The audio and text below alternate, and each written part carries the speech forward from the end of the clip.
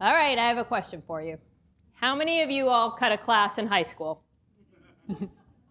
Wonderful. Well, we know that there are a lot of ways that you can do that, right?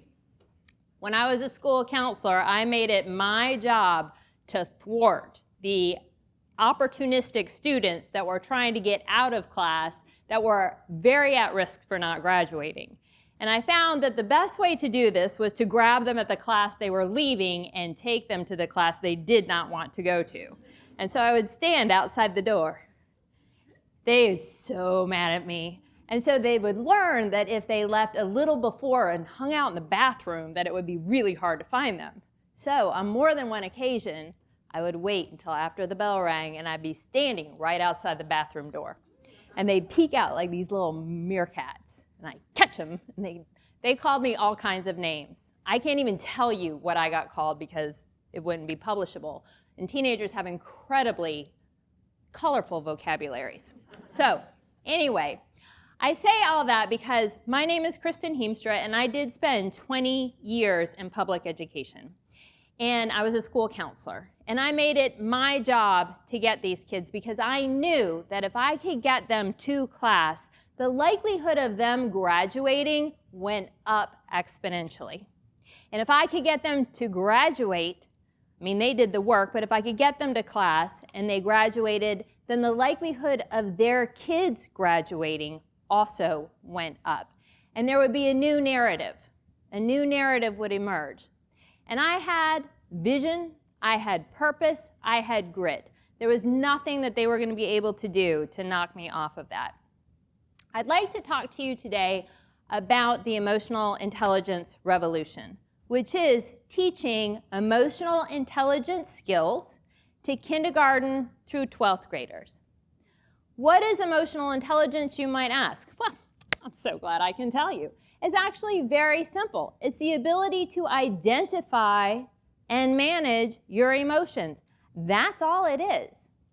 Why, you may wonder, is it so important? Why am I up here talking about this? I have a devastating statistic I want to share with you. 50% of our adolescents right now have a mental health disorder.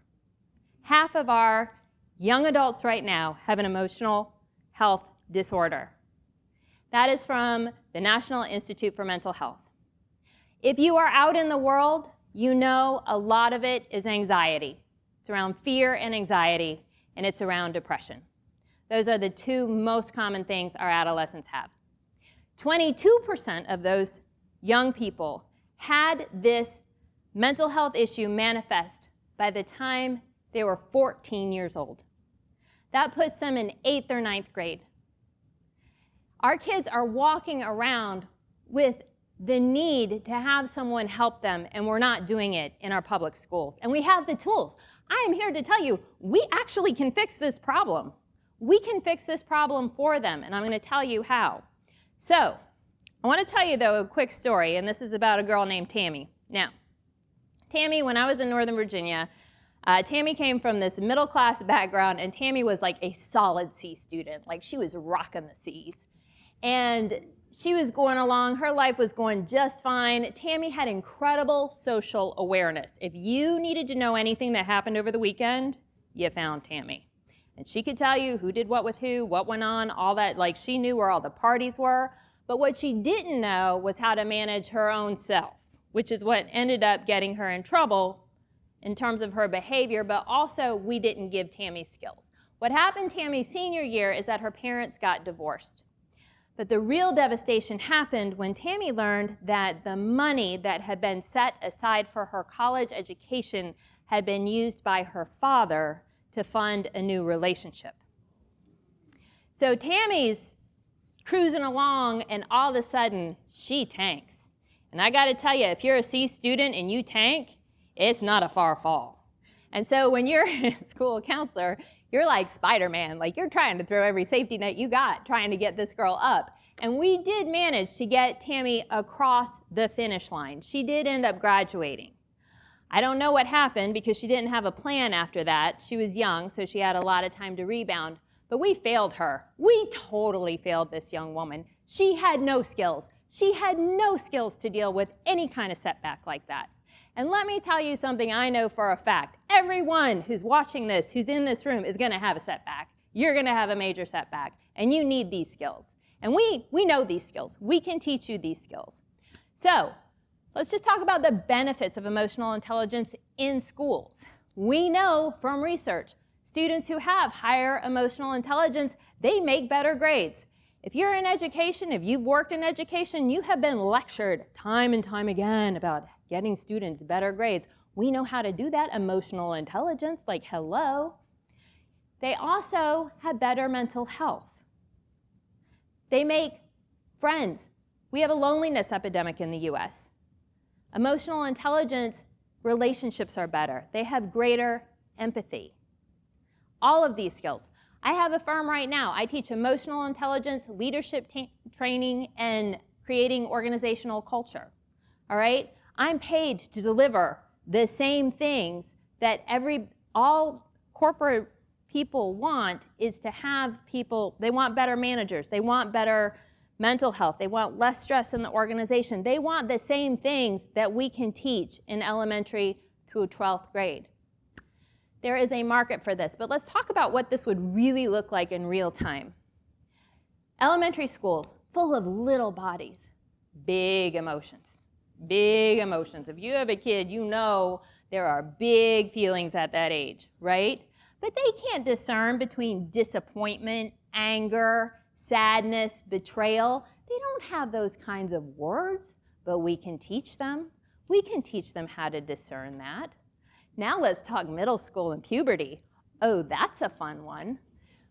Trying to figure out what's going on. The girls are tall, the boys are short, the voices are changing, the bodies are changing. I don't know who I like. Do I like me? Do I like you?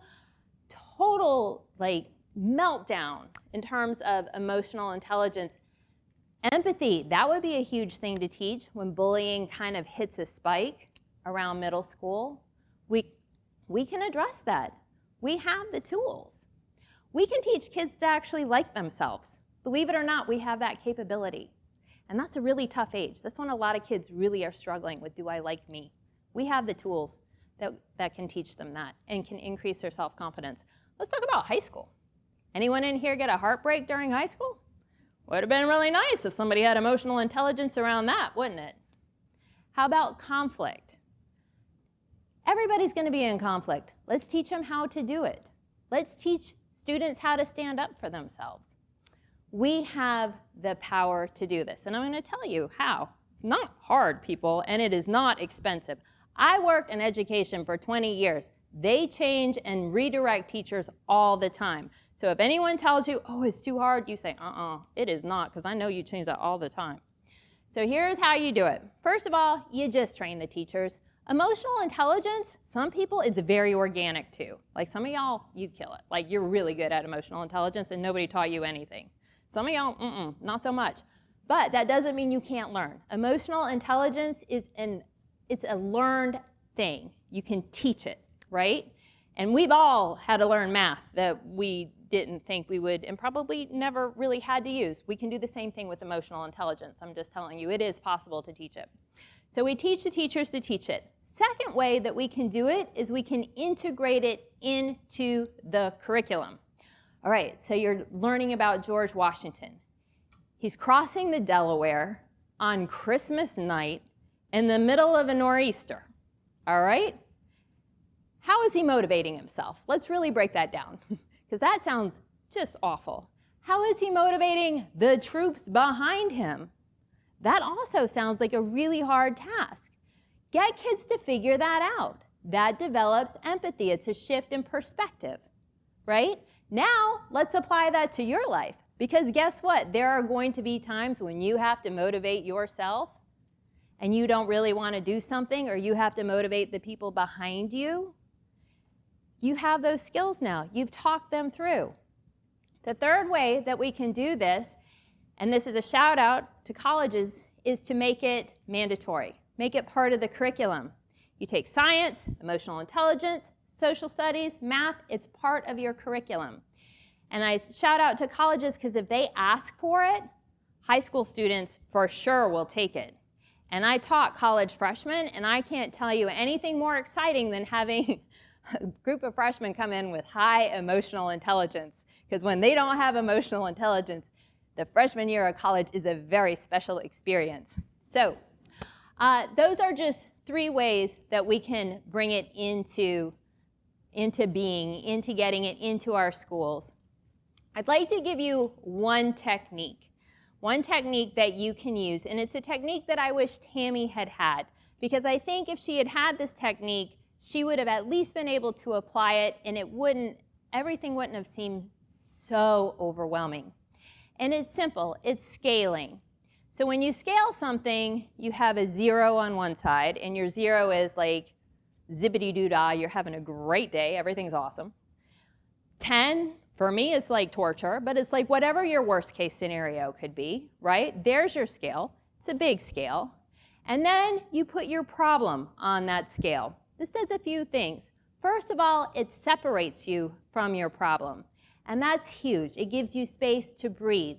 It gives you context. It's also called cognitive restructuring, because you're starting to see things a little bit differently. You're thinking about them differently. Was Tammy at a 10? No, she had a roof over her head. She was going to be all right. Was she at a 9? No. Was there a workaround for Tammy? Absolutely. So now we're talking maybe 7 or 8. Suddenly, it doesn't feel so overwhelming. It's not so scary. Right now, anxiety is a form of fear. You do realize that, right? Anxiety is a form of fear. We have a lot of fear in our young people right now. They feel very disempowered. As the adults in the room, we have the tools to make them feel empowered. And we, as the adults in the room, need to step up into our own power and create safe environments for them to live the life that they were meant to live safely. So you can use the scaling tool, but another tool that you can use is just creating a safe space for your friends' kids, for your own kids. Because I know something you don't. I've seen the generations coming up. They are amazing. The kids that we have coming up, when I go to sleep, my heart is full. They are smart, they are creative, they are strong. We have just unbelievable talent coming through right now.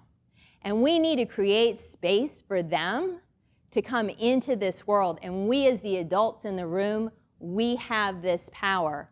We have the power to change the narrative that's happening right now. We have vision, we have purpose, we have grit, and we have the power to make the world so great for them so they can live out who they were born to be. So thank you for joining me in the emotional intelligence revolution.